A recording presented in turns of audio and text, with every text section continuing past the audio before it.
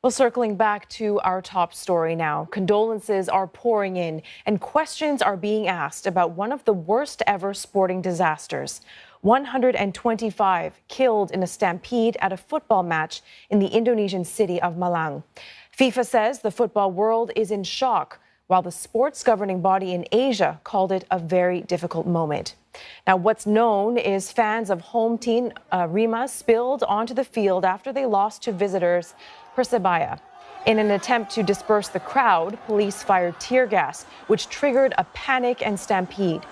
President Joko Widodo has ordered a probe into the incident and a review of safety at such matches. Games for the local top-tier league have been suspended for a week, pending the review. Well, for more insight into this tragedy, let's speak now with Hans Westerbeek. He's professor of international sport business at Victoria University. Professor, thank you very much for your time today. Officials say they reached for the tear gas because they had no other choice.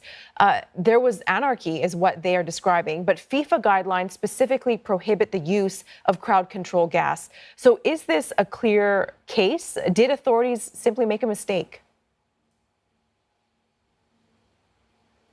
Oh, absolutely. I mean, it's inexcusable to use tear gas full stop. So there's no real justification for using that means in order to disperse a crowd. I think many of the arguments in the first analysis go back to what went wrong in the first place. The police was combating the symptoms rather than going back to the cause of the problem, which was 4,000 tickets in excess of stadium capacity were sold. There was a major issue in terms of safety and security right from the word go. But to go back to your initial question, using tear gas to disperse a crowd would never be the option. It would be related to how the police had organized themselves in the first place. To have a proper view of what the in and outs and access points to the stadium were, and how you can manage a crowd without having to use those means. Yeah, let's talk about that. What other means would there be?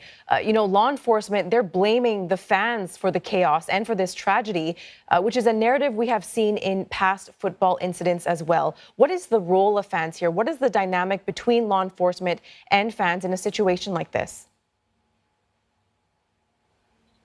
Yeah, no, it's a good point. And it's unfortunate that football often is the platform in world sport where these disasters happen. I'm not saying it's exclusive to football, but often you do hear that football is the place where this happens. Of course, it is very much based on intense rivalry, almost tribal rivalry between the teams. And the irony is that in this case, if I'm well informed, is that only fans of the home team were there because there was already such intense rivalry between the teams that they weren't allowed to be in the same stadium. And that it is the home team fans who lost, who actually ended up invading the pitch. In the end, it once again goes back to how stadiums are designed, how stadiums are built, what the access points are, and how you can actually control a crowd within those stadium environments. Back to your question about the role of the fans. What can you do about fans and crowds that go beyond passion for the game? If fans are inclined to make the importance of what is a mere football match so important that they lose sight of how you treat other humans and what danger you put other humans in when acting out. That's something really hard to control by authorities and even by the management of the club. And I think the president has now instigated a full review of how this has happened, and also promised that it will never happen again. But that will require significant measures that will probably change the face of live football in Indonesia, certainly in the short term. Yeah, passions running incredibly high in that stadium that night. You talk about access points. There are reports that say fans were trampled to death, some suffocated. As you mentioned earlier, the stadium was filled to over capacity. Supposed to be 42,000 people there, or there were 42,000 people there when it's only meant to hold 38,000. So specifically, what can be done to improve stadium safety? Well, there are generic measures in the world stadium construction and building. There are standards that, for example, FIFA and continental associations hold stadiums to, in terms of formal matches, international or continental matches. And this also goes back to FIFA's intent to bring the Under-20 World Cup to Indonesia. You can be sure that FIFA will apply very high scrutiny to the standards upon which the stadiums will be provided for that global tournament that is supposed to be hosted by Indonesia.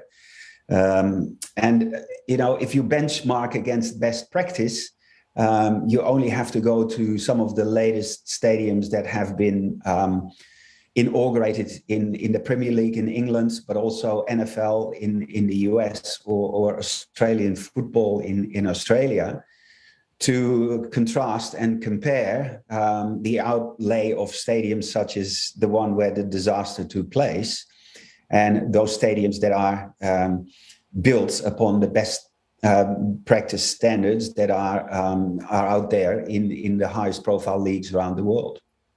Very quickly, Professor, before we go, one area of investigation is whether Indonesian police even knew that using tear gas violated FIFA's rules.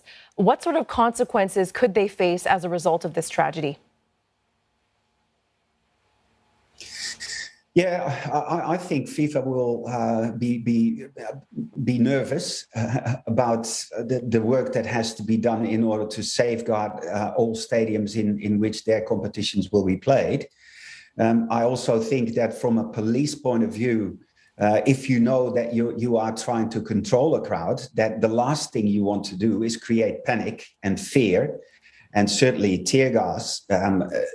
The fact that people cannot breathe, that they are struggling to actually get to oxygen, from a police policy and procedure point of view, should be known that it creates the biggest amount of panic that you can create in a confined space, right? If people can flee towards areas where they can breathe, then at least you've given them an option to move away from the areas of impact. But if you are in a confined space where people have no way to go out, who and why do you decide to create that level of panic, where you basically herd people into areas where there's no way out? And that, I think, will be very much the focus of the internal and localized investigation of why the actions of police were as they were. And, this goes back to Hillsborough in Liverpool as well, where similar investigations were conducted into what was the role of authorities as opposed to the movements of crowds.